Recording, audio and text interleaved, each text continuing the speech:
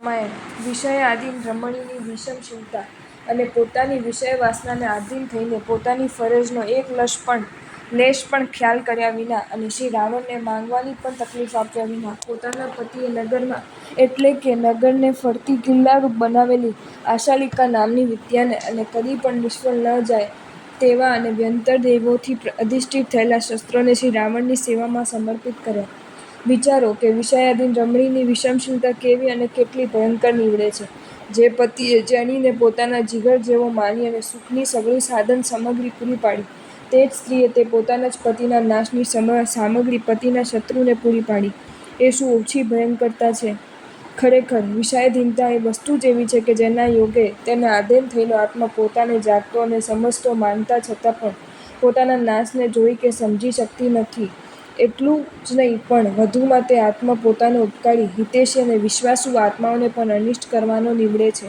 એ જ વિષયાધીનતાના યોગે ઉપરંભા પોતાના કે પોતાના પતિના હિતાહિતને વિચાર કર્યા વિના શ્રી રાવણને શરણે પહોંચી ગઈ અને વિદ્યા તથા શસ્ત્રોનું સમર્પણ કરી પોતાની સંપૂર્ણ આધીનતા બતાવી દીધી. હવે સામગ્રી સંપન્ન બનેલા શ્રી રાવણે તે વિદ્યા દ્વારા અગ્નિના કિલ્લાને સંહારી લીધો અને પોતાના બલ અને વાહન સાથે ડુલ્લન નગરમાં પ્રવેશ કર્યો. શ્રી રાવણને પોતાની સેના સાથે પોતાના નગરમાં પેસતો જોઈને નળ કુબેર પણ સજ્જ થઈને યુદ્ધ કરવા માટે બહાર પડ્યો. પણ તે યુદ્ધ આરંભે એટલામાં જ હસ્તી જેમાં ચામડાની ધમણ પકડી લે તેમ શ્રી વિભીષણે તે નળ કુબેરને પકડી લીધો. તે નગરમાં દેવો અને અસુરોથી પણ ન જીતી શકાય તેવું અને શક્ર સંબંધી તથા દુર્ધર એવું સુદર્શન નામનું ચક્ર પણ શ્રી રાવણને પ્રાપ્ત થયું. શ્રી રાવણને આ રીતે શક્તિ સંપન્ન અને સામગ્રી સંપન્ન થયેલ જોવાથી નલ કુબેર રાજા શ્રી રાવણને નમી પડ્યો અને નમી પડેલા નલ કુબેરને શ્રી રાવણે તેમનું નગર પાછું આપ્યું. કારણ કે પરાક્રમી પુરુષો જેવા વિજયના અર્થીઓ હોય તેવા અર્થના દ્રવ્યના અર્થી નથી હોતા. આ રીતનું થઈ ગયા પછી શ્રી રાવણે ઉપરંભાને પણ કહેવા માંડ્યું કે હે ભદ્ર, મારે વિશે વિનય કરનાર એટલે કે મારી સાથે આવી રીતના વિનયથી વર્તનાર એવા તારા પતિને તું તારા કુળના ઔચિત્ય મુજબ ભજ એટલે કે સેવ.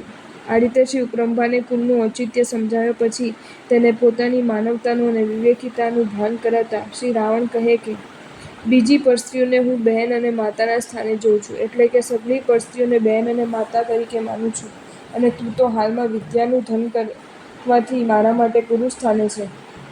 વિચારો કે વિવેકી આત્માને સમયે કેવી જાતિની સદ્બુદ્ધિ પેદા થાય છે. ખરેખર દર્શન વિનાનું જ્ઞાન જ્યારે પાપ પેદા કરનારી બુદ્ધિને પેદા કરે છે ત્યારે દર્શનવાળું જ્ઞાન પાપથી બચાવનારી બુદ્ધિ પેદા કરે છે. અને એ જ કારણ છે કે જ્ઞાન વધે તેમ તેમ પાપથી પાછું હટવું જ જોઈએ. આ શ્રી જૈન શાસનની અવિચલ માન્યતા છે. પણ જે બિચારાઓ આજે જ્ઞાનોદ્યોતના કાળ માની દર્શનના ઉદ્યોગની ગૌણતા કરવાની વાતો કરે છે તેઓ આજે પોતાની જાતને ભયંકર પાપાચારમાં પ્રવર્તાવી રહ્યા છે.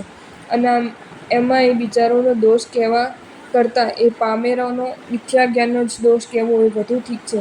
કારણ કે દર્શનના ઉદ્યોતના ગૌણ માનનારા આત્માઓને સમ્યક જ્ઞાન મિથ્યાજ્ઞાન તરીકે જ પરિણામ પામે એમાં કશું જ આશ્ચર્ય નથી.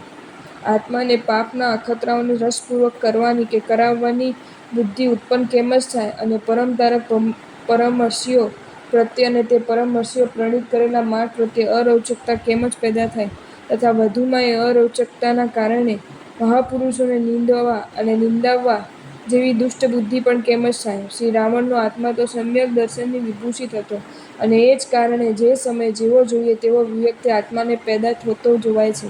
એ જ વિવેકશીલતાના પ્રતાપે શ્રી રાવણ અનેક પ્રસંગોમાં પોતાની વ્યાજબી ફરજને અદા કરી શક્યા છે અને આ ઉપરંભાના પ્રસંગમાં પણ તેવી જ રીતે ફરજ અદા કરી અને ઉપરંભાને પણ એક પણ અક્ષર બોલવા જેવી સ્થિતિમાં ન રાખ્યો.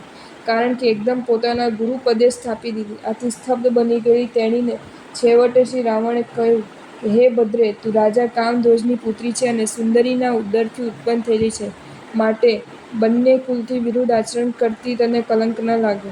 અર્થાત આવી આચરણા કરવી એ બંને કુલથી વિરુદ્ધ છે માટે તારા જેવી એ બંને કુલને કલંક લાગે એવી કાર્યવાહી કરવી એ કોઈ પણ રીતે યોગ્ય નથી. આ રીતે સમજાવીને રોષ કરીને પિતાને ઘેર આવેલી પુત્રીને જેમ પિતા તેના પતિને ઘેર મોકલી આપે તેમ શ્રી રાવણે પણ અદૂષિત એવા તે ઉપરંભાને તેના પતિ નલ કુબેર રાજાને સમર્પ્યું.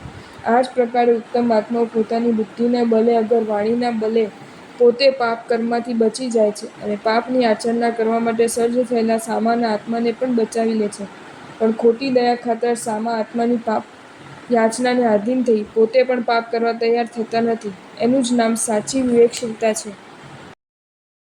જો તમને આ વિડીયો ગમ્યો હોય તો આ વિડીયોને લાઇક કરો અને શેર કરો અને આવા જ નવા વિડીયો જોવા માટે જૈન ફેક્ટ્સ એન્ડ સ્ટોરીઝની ચેનલને સબસ્ક્રાઈબ કરો.